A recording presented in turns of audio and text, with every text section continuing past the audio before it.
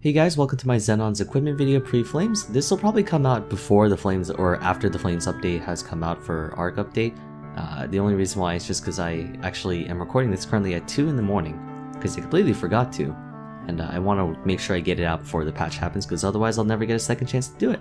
So since I'm very tired, let's try to see if we can go over this quickly. My dual blades equipment video took like 16-17 minutes total, so I'm going to see if I can cut it down by about half the amount.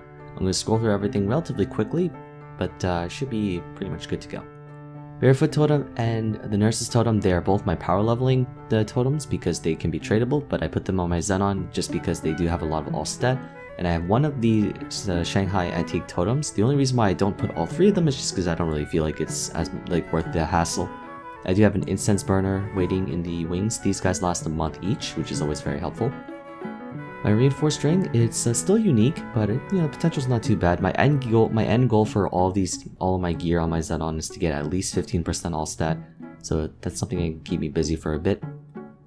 My Cracked Gollix Ring, which is probably, in my opinion, the worst of the 4 rings, due to the fact that even though Reinforced is unique, and I believe Solid Ring, oh yeah, so the Cracked Ring is probably the worst one just because of the fact that it has only 6% all stat, whereas all the other rings have at least 12.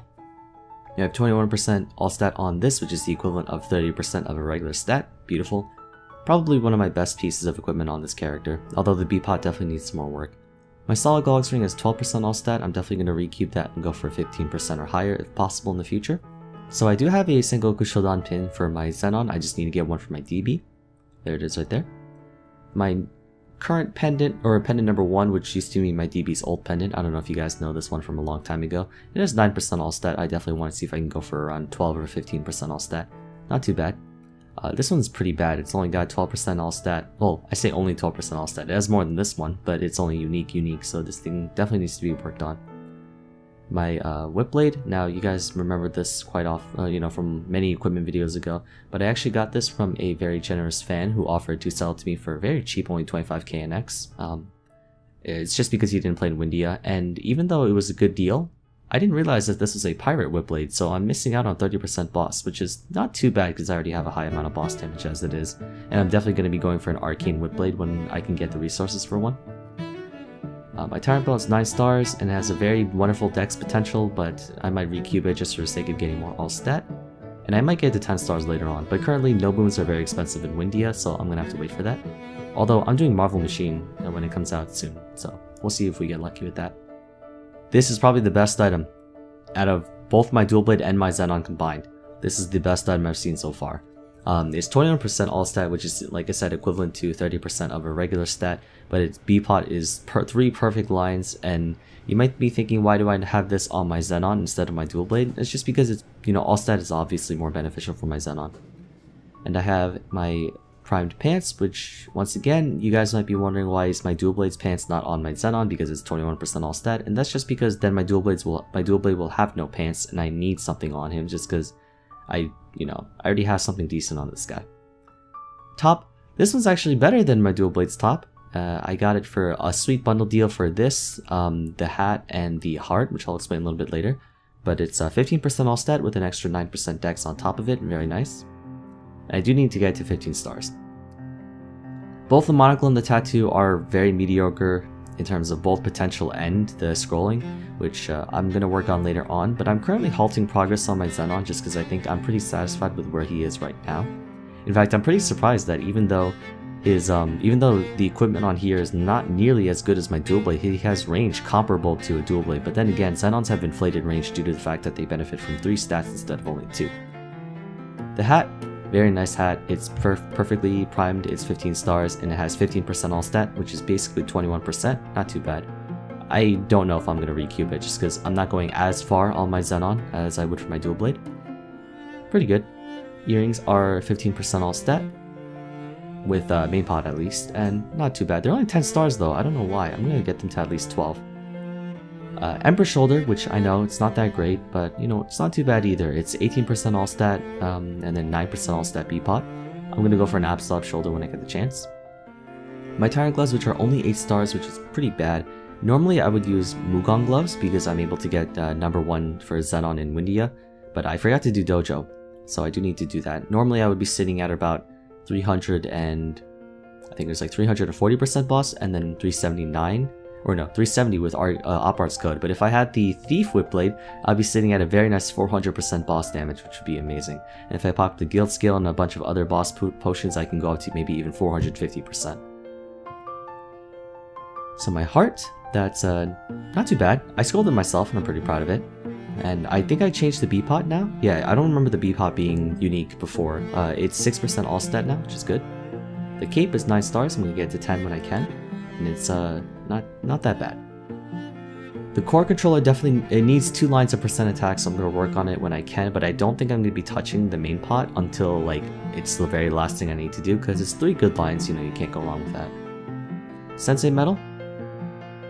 I have the Ghost Ship Exorcist badge, which once again, I do have a Hakase badge waiting right there, and I'm going to go ahead and see if I can DMT it when I get the chance.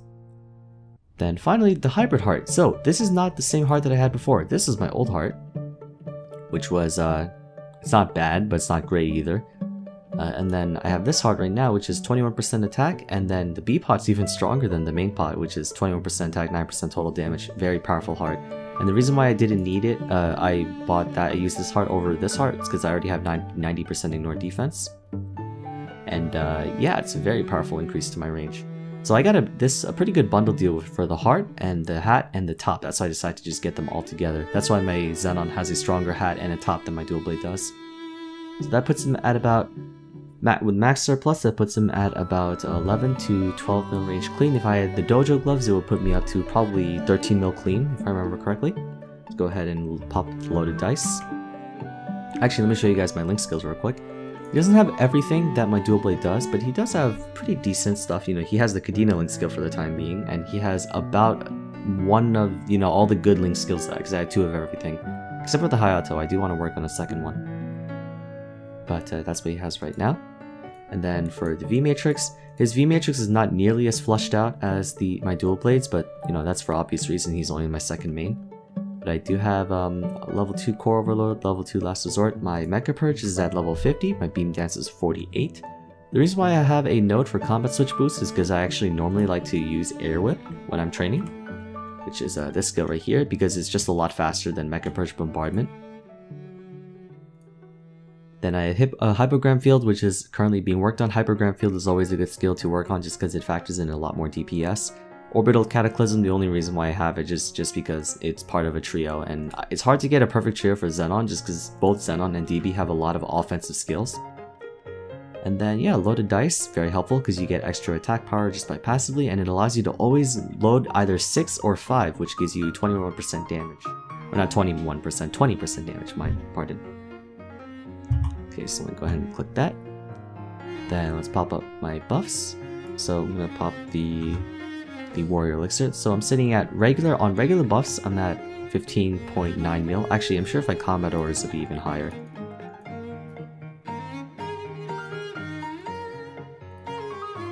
Okay, and that's 16. I'm gonna refresh Maple Warrior and Op Arts. Okay. So we do need to wait for Op Arts to recharge a bit more of that with the circuit charge, but if I go ahead and, like, if I were to, I should wait for Amaranth Generator, but I'm going to go ahead and just pop a Core Overload right now, even though I'm not seeing fully buffed right now. I'm going to pop that. Then Last Resort. And Orbital Cataclysm, I'm sitting at roughly about 21 mil range, but if this goes up to all the way up to 40, I think I'm sitting at about 25 to 26 mil range, which is pretty good. That's about on par. Even if I were to remove this puts my Xenon around par to my dual blade when he has Final Cut, which is pretty impressive, and he has more boss damage.